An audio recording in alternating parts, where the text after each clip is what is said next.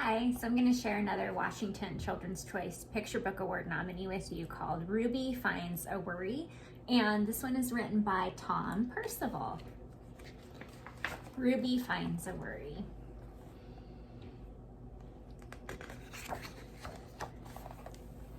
Ruby loved being Ruby.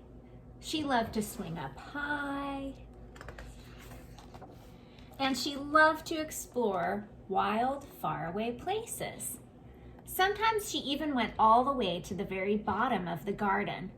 Ruby was perfectly happy until one day. She discovered a worry. It wasn't a very big worry. In fact, it was so small that at first Ruby hardly noticed it. But then the worry started to grow. Each day it got a little bit bigger. She's reading a book called War and Peace. It just wouldn't leave her alone. It was there at breakfast, staring at her over the cereal box. And it was still there at night when she brushed her teeth. The funny thing was that no one else could see Ruby's worry, not even her teacher. So Ruby pretended that she couldn't see it either. She tried to carry on as if everything was normal, but it just wasn't. The worry was always there, stopping her from doing the things that she loved. Looks like it's getting bigger.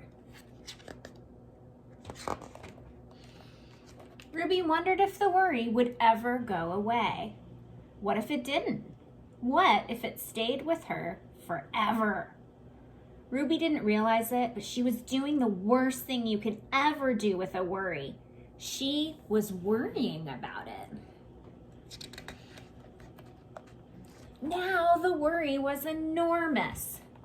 It could barely fit in the kitchen at dinner time, and it filled up half the school bus. Wow.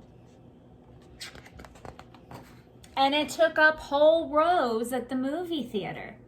The worry became the only thing that Ruby could think about, and it seemed like she would never feel happy again. Then one day, something unexpected happened. Ruby noticed a boy sitting alone at the park.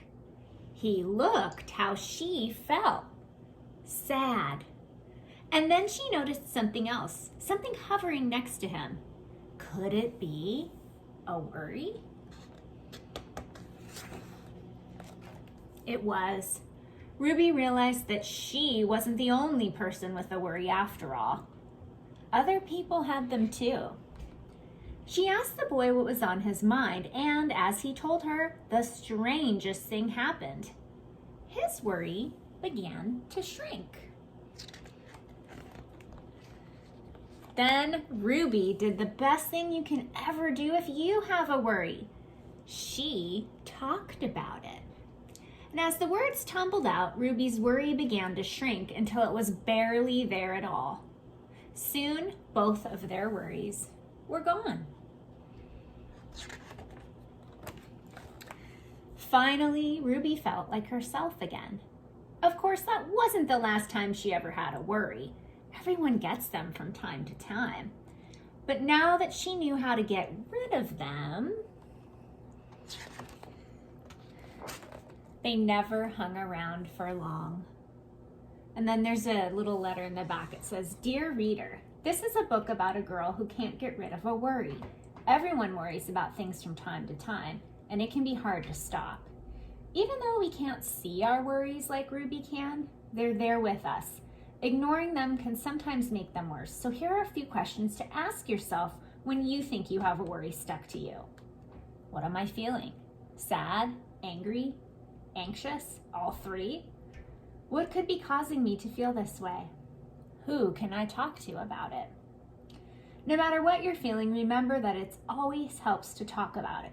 Be open, be honest, be you. Love, Tom.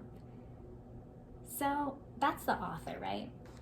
So I want you guys, for your assignment, I want you to think about what you can do to deal with worries if you tend to worry about something. So I'm going to attach a little template for you to do that, and also the author's website so you can learn more about him.